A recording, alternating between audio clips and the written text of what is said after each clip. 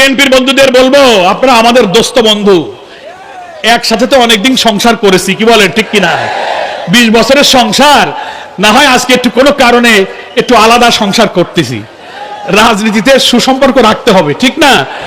আজকে এখানে মিটিং, চারিদিকে আমাদের পেনা, কাল রাত্রি কেন তার উপরে এসে আরেকটা পেনা লাগাবেন? কেন আমাদেরটা ছিঁড়ে ফেলবেন, চারিদিকে লাগাবেন, অন্য সময় তো লাগাইলেন না?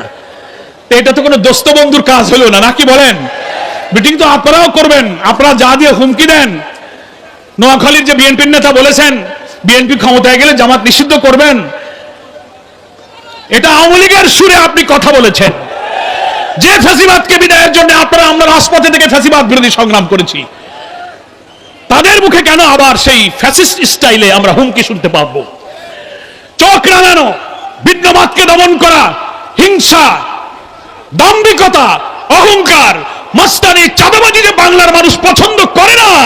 ঢাকা বিশ্ববিদ্যালয়, জাহাঙ্গীরনগর, চট্টগ্রাম, রাজশাহীতে দেশের শ্রেষ্ঠ বিদ্যাপীঠের ছেলেরা ভোট দিয়ে এই চাঁদাবাজদেরকে ব্যর্থ করে দিয়ে প্রমাণ করেছে তোমাদের স্থান বাংলাদেশে হবে না। এরাও এই 4টে বিশ্ববিদ্যালয়ে আমাদের শিবিরের ছেলেদেরকে চোখ রাঙাইতো, হলে থাকতে দিত না, ইফতার করতে গেলে পিটাইতো, নামাজ পড়লে পিটাইতো, দাড়ি দেখলে পিটাইতো, কি পিটাইতো কিনা বলেন? আর বলতো রক কাটা, পাকিস্তানি, রাজাকার, কত গালি দিয়েছে। সব গালিকে ভুল প্রমাণ করে বিশ্ববিদ্যালয়ের ছেলেরা ভোট দিয়ে যারা গালি দিয়েছে তাদেরকেই হারিয়ে দিয়েছে। দেশের সেরা ছেলেরা যদি এই পরিবর্তন চায়, কোনো ট্যাগ লাগানো, কোনো অপপ্রচার, কোনো হিংসায় যদি আমাদের মেধাবী ছেলেরা কাজে না লাগায়, তাহলে আমরা তো তাদের বাপ চাচা, আমরা তাদের বাপ চাচা, দাদা, আমাদের তো ছেলে ওরা। তো ওরা যদি বদলে যেতে পারে, আমরা বদলে যেতে পারবো না?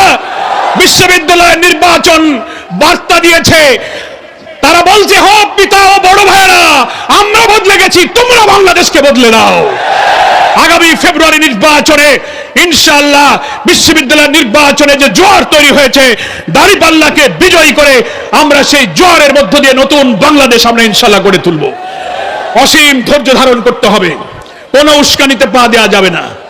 সমালোচনা অনেক হবে। কোন দল, একটা দল ফেসবুকে স্ট্যাটাস দিয়ে বলেছে আমরা সংস্কার, অংশীদারিত্বের রাজনীতি, দেশ গঠন, অভ্যুত্থানে কোনো ভূমিকা রাখিনি। আরে বাবা, তোমরা নতুন ছাত্রদের দল, রাজনীতিতে জামাত ইসলামীর সাথে পাল্লা দিতে গেলে আরো বহু দূর যাইতে হবে। জন্ম নিয়েই বাপের সাথে পাল্লা দিও না। একটা বুড়ো মাজা কুজো করে রাস্তা দিয়ে হেঁটে যাচ্ছে, মাজা কুজো হয়ে গেছে লাঠি হাতে। একটা যুবক ছেলে এসে বলতেছে, ও বুড়ো, তোমার মাজা এত কুজো হয়েছে কেন? তা উনি মাথাটা সোজা করে বলতেছে, বাবা এই পর্যন্ত আসো, এই পর্যন্ত আসো, মাজা কেন কুজো হয়? জামাত ইসলামী সংস্কার চায় না, জামাত ইসলামী নতুন সংবিধান সংরক্ষণে ভূমিকা রাখেনি। ঐক্যমত্য কমিশনে লিখিতভাবে 6টি সংস্কার কমিশনে আমরাই পূর্ণাঙ্গ রিপোর্ট দিয়েছি। অথচ নতুন গঠিত ছাত্রদের একটি দলের নেতা দুঃখজনক স্ট্যাটাস দিয়ে এই সমালোচনা করেছেন। ওনারা চাচ্ছেন যে আমরা ওনাদের একটু সমালোচনা করি, কেউ তো ওনাদের নাম নেয় না। তো জামাতের মতো বড় দলের দুটো কথা বললে যদি আমাদের নাম মুখে দু একটা নেয়, আমরা আপনাদেরকে অত আমলে নিই না। এই পর্যন্ত এসে জামাতের রাজনৈতিক ম্যাচুরিটি বোঝার জন্য আরো কিছু পথ হাঁটতে হবে। ধৈর্য ধরো, হাঁটো, এক্ষুনি সমালোচনা করো না। সামনে যতদূর যাবা, লেখাপড়া শিখেছো, তোমাদের জন্য দোয়া করি। 24শে জুলাইয়ের গণ অভ্যুত্থানে তোমরা অনেক ভূমিকা রেখেছো, অনেক আত্মদান, তোমরা জুলাই যোদ্ধা, তোমাদের প্রতি আমাদের শ্রদ্ধা এবং দোয়া থাকবে। কিন্তু বড় বড় রাজনৈতিক দলের এমন রাজনৈতিক ভাষায় সমালোচনা করো, কিন্তু অশ্লীল, অশোভন, অরাজনৈতিক ভাষা ব্যবহার করাটা কোনো রাজনৈতিক দলের নেতাদের জন্য শোভনীয় নয়। সকলকে আমি ধন্যবাদ জানাই। আমরা আগামী দিনের নির্বাচনে দাঁড়িপাল্লার বিজয় দেখতে চাই। সকলকে কেন্দ্রীয় জামাতের পক্ষ থেকে সংগ্রামী শুভেচ্ছা। আগামী দিনে বিজয়ের বার্তা ঘরে ঘরে নারী পুরুষ সবাইকে পৌঁছে দেওয়ার উদাত্ত আহ্বান জানিয়ে আমি আমার বক্তব্য শেষ করছি। আল্লাহ হাফেজ। বাংলাদেশ জিন্দাবাদ, বাংলাদেশ জামাত ইসলামী জিন্দাবাদ।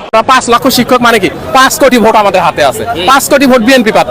আজকে তারা নিজেরাই পায়ে কুড়াল মারছে, নিজেরাই খাল কেটে কুমির আনছে। ঢাকা ইউনিভার্সিটি, চট্টগ্রাম বিশ্ববিদ্যালয়, রাজশাহী বিশ্ববিদ্যালয়, জাহাঙ্গীরনগর বিশ্ববিদ্যালয়, যেখানে বামের একটা সংগঠন ছিল, যেখানে শিবির নিষিদ্ধ ছিল, সেখানে শিবির জয়লাভ করলো। বিএনপি কে মানুষ আর ভালোবাসতেছে না আচরণের কারণে। তারা কেন এত বোঝে না? আর বিএনপি আর আজকে যদি শিক্ষকদের পাশে আসে কথা বলতো, তাদের দাবি দাবা বলে। 2001 সালে আমরা দেখেছি বিএনপি ক্ষমতায় আসার পরে ভোলার কর্পোরেশন শুধু একটা উপজেলায় 200 জন হিন্দু নারীকে ধর্ষণ করেছে, তারা সেটা বিচার করে নাই। এই 2 দিন আগেও পার্বত্য চট্টগ্রাম আমরা দেখেছি একজন আদিবাসী নারীকে কিশোরীকে 4 জন বিএনপি কর্মী দ্বারা ধর্ষিত হয়েছে। আজকে সারা বাংলাদেশে চাঁদাবাজি, সন্ত্রাস, টেন্ডারবাজি এইগুলো একের পর এক চলছে। আগে সবাই বিএনপির গান গাইতো, এখন বিএনপির নাম মুসিজের গাছ আছে। বিএনপির নাম মুছে যাবে মানে দুলেমুড়ি করে চাঁদাবাজি করে। কালকে আমার থেকে 100 টাকা গাই লিছে। মানে জামাতে